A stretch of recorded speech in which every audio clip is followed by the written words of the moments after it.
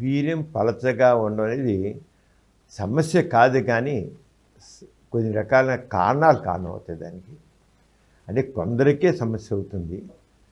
సాధారణంగా వీర్యం గట్టిగా ఉన్న కారణం ఏంటంటే దాంట్లో కొన్ని ఎంజైమ్స్, అలాగే కొన్ని కెమికల్స్ వీర్యాన్ని థిక్గా ఉండేట్టు చేస్తాయి అన్నమాట. మామూలుగా వీర్యం పలచగా అనేది ఎవరికి అనిపిస్తుందంటే రోజుకి 2 సార్లు 3 సార్లు సెక్స్లో పాల్గొనే వాళ్ళకి, లేదా హస్తప్రయోగం చేసే వాళ్ళకి, తరచుగా రోజు 2 సార్లు 3 సార్లు 4 సార్లు హస్తప్రయోగం చేసే వాళ్ళకి వీర్యం తరచుగా పోతూ ఉంటే వీర్యం పలచగా తయారవుతుంది. అది ప్రధాన కారణం. అలాగే పౌష్టికాహారం తీసుకొని వాళ్ళు, ఏదో మామూలుగా జంక్ ఫుడ్ తీసుకుని అలా దగ్గర తీసేవాళ్ళు, లేదా ఆల్కహాల్ తీసుకునేవాళ్ళు, స్మోకింగ్ చేసేవాళ్ళు, వాళ్ళల్లో వీర్యం పలచగా ఉండడానికి అవకాశం ఎక్కువ ఉంది.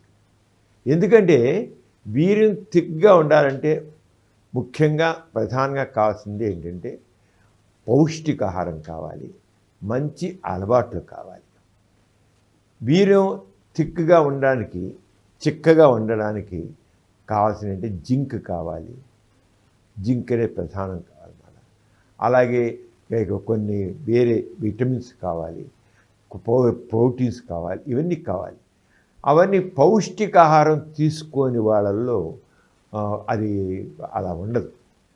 అదే కాకుండా వీర్యం మాటికి పోతుంటే ఈ రంగా అది గట్టిగా తయారవడానికి, ఎక్కువగా కొద్దిగా థిక్గా ఉండడానికి కావాల్సిన ఎంజైమ్స్ అక్కడ ప్రిపేర్ అవ్వవు.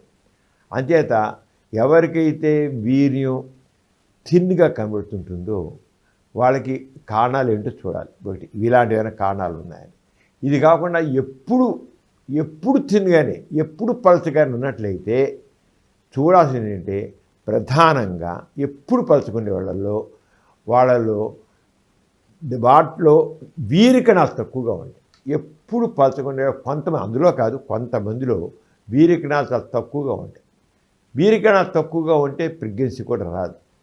అంచేత ఎప్పుడు వీర్యం పలచగా ఉండే వాళ్ళకి చూడాల్సింది ఏంటంటే దాని వీరికణ సంఖ్య ఎలా ఉంది అని చూడాలి. అదొక ప్రధాన కారణం. వీర్యం పలచగా ఉండే వాళ్ళలో ప్రధాన కారణం అది.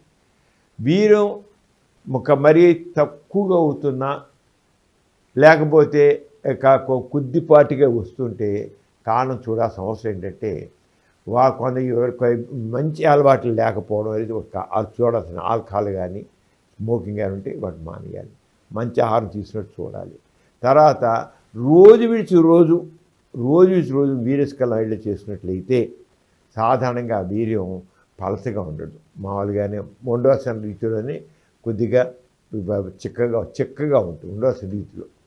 కానీ ఎప్పుడు కూడా అది వారం రోజులు వీర్యస్కలనం కాకపోయినప్పుడు కూడా పలచగానే ఉంటుందంటే మాత్రం వాళ్ళల్లో ఏదో ఒక లోపం ఉందన్నమాట.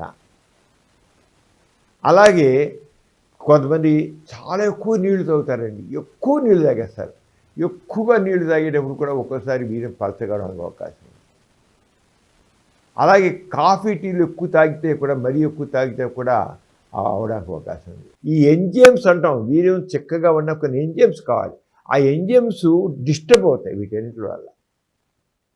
అన్నిటికంటే ముఖ్యంగా పౌష్టికాహారం ఒకటి వీర్యం చిక్కగా ఉండాలంటే.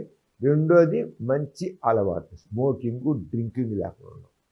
పౌష్టికాహారంలో కావాల్సిన జింక్ కానివ్వండి, తక్కిన విటమిన్స్ కానివ్వండి, కాల్షియం కానివ్వండి, మెగ్నీషియం కానివ్వండి, ఇవన్నీ కూడా చక్కగా సమపాళల్లో ఉండి వీర్యం చిక్కగా ఉంటుంది. వీర్యం పలచగా ఉంటే మాత్రం నష్టం ఏంటంటే వీర్యకణాలు తగినంత లేకపోవడం ఉంటుంది. తర్వాత కొన్ని సందర్భాల్లో కొన్ని ఇన్ఫెక్షన్స్ కూడా, శుక్రకోశాల్లో కానీ ప్రోస్టేట్లో కానీ ఇన్ఫెక్షన్ కూడా కొంత కారణం అవుతుంది. అటువంటి కొన్ని పరీక్షలు చేసి చూసి ఏమైనా డిఫెక్ట్ ఉంటే దాన్ని చికిత్స చేయాలి. లేకపోతే మామూలుగా పలచగా వీర్యంత మాత్రాన ఏదో అయిపోయిందని దిగులు పడాల్సిన లేదు. ఒక్కటే ఒకటి వీర్యం పలచబడదు తప్పకుండా చూడాల్సిన కారణం ఏంటంటే దాంట్లో వీర్యకణాలు తగినంత ఉన్నాయా లేదా. వీర్యకణాలు తక్కువగా ఉన్నట్లయితే దానికి తగినట్టు విధంగా మనం మందులు వాడి వీర్యకణాలు వచ్చేట్టు చూడాలి. వేరే ఏమైనా డిఫెక్ట్స్ ఉన్నాయో చూడాల్సింది.